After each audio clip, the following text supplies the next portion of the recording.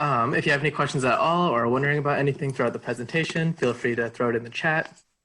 Otherwise, monomen is the Ojibwe word for naturally grown wild rice and is one of the only food crops that is grown completely in the water. This monomen is extremely important to the indigenous people of the Great Lakes region. This region is where monomen is found and grown the most. The essentialness of this food can't be overstated. Now, for my poster, I'll be jumping in between the problem and the results a little bit because I have a few separate topics to discuss with you today. Monomen is essential physically, emotionally, spiritually, and is in constant threat from various sources, one being the University of Minnesota Genetic Research. As for spiritually, this seed is entwined with the history of the Anishinaabe. When the Ojibwe migrated from the East Coast to the Great Lakes region, they were guided by 7 prophets or 7 grandfathers that told 7 separate prophecies that are now known as the 7 fires. The first and third prophets stated that the Anishinaabe must move to the west or be destroyed, and to search for the food that grows on the water.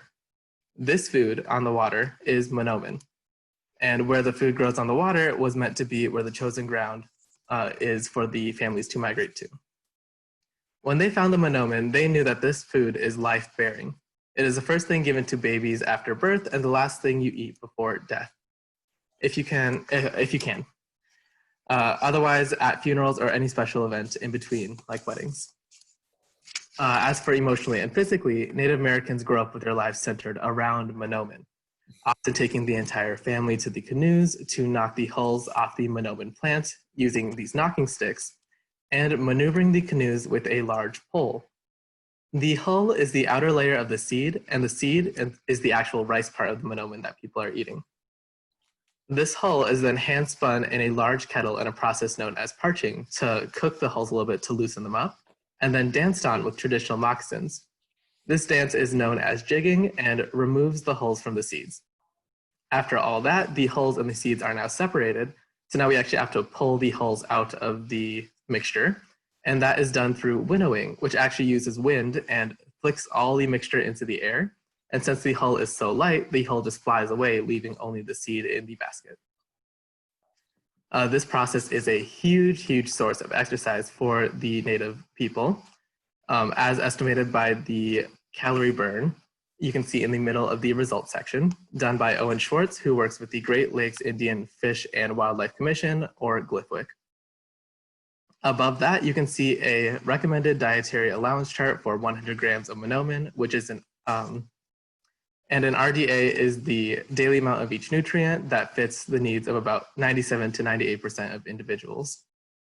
In this case, a 57 kilogram woman and a 70 kilogram man. In this graph, you can see that monomen is high in riboflavin, niacin, and thiamine, which are all different forms of vitamin B. Monomen is also a good source of protein and fiber, and they have a relatively low glycemic index not shown in the chart. They also have low amounts of fat when compared to white or brown rice. Most importantly, monomen is a whole grain, which has been associated with lower risk of major chronic diseases such as type 2 diabetes.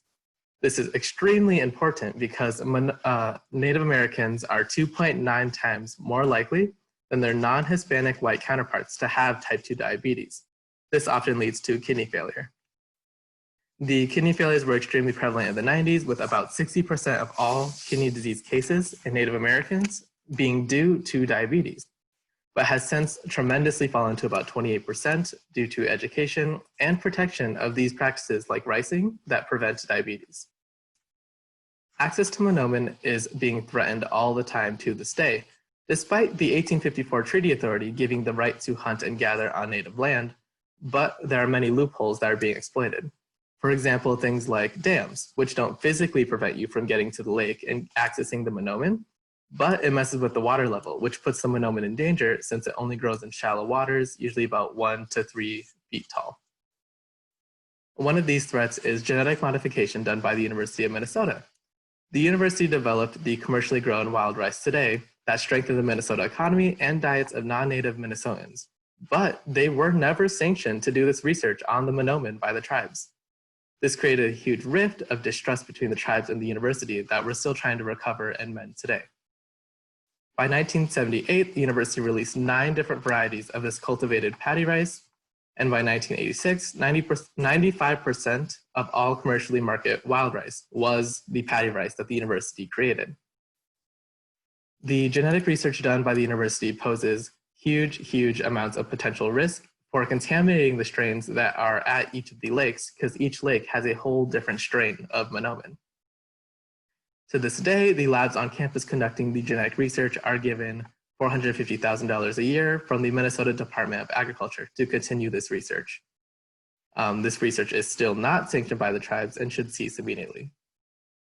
There are many differences between this paddy wild rice and monomen, as seen at the bottom part of the results section, with monomen on the left half of the photo and paddy rice on the right half of the photo.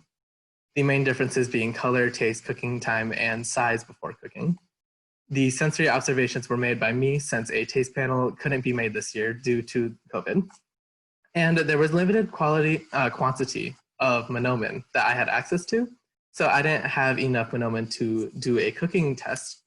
So instead, I averaged the cooking times of 14 different recipes for monomen and wild rice for a total of 28 recipes. The only cooking times that were accepted were 1 cup of rice boiled, and it was important to make sure that the recipe says monomen instead of wild rice. My other methods primarily included database analysis and literature review. A huge limitation to the project this year is that I wasn't able to get out and rice with the native tribes. And a large part of understanding the entire process and the significance of it is going out into the canoes and gathering the rice. Until I do that in a non-COVID environment, I will never truly understand the significance of monomen.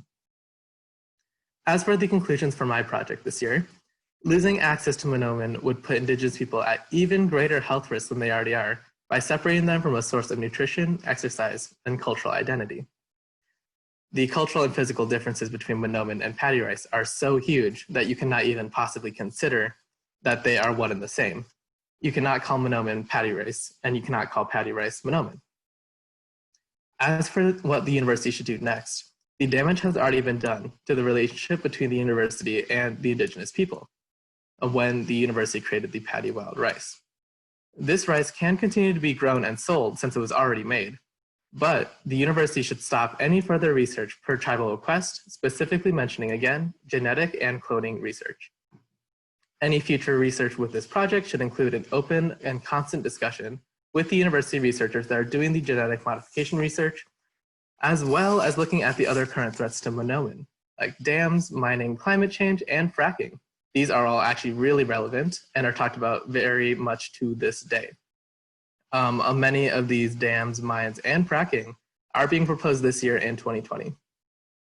Monomen isn't just a fan favorite food among the tribes, it is critically essential to their health and culture. This must be preserved. Thank you, everyone, and I will now open it up to any questions you guys might have.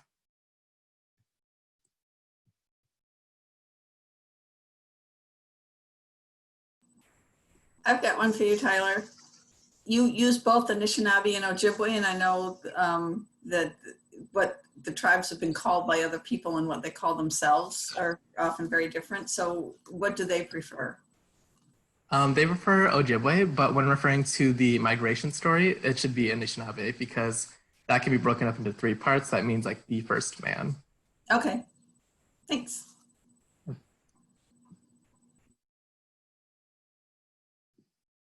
Are there any other questions out there?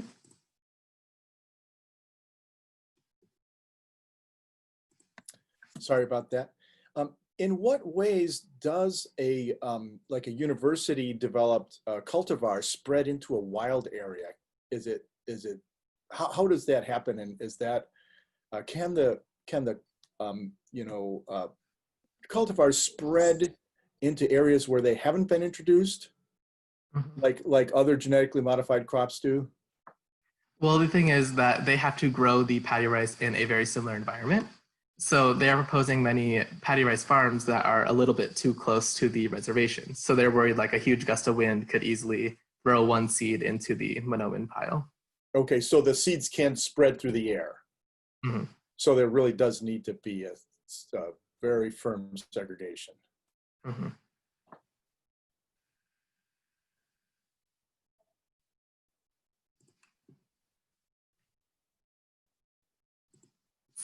All right. Well, thanks so much, you guys.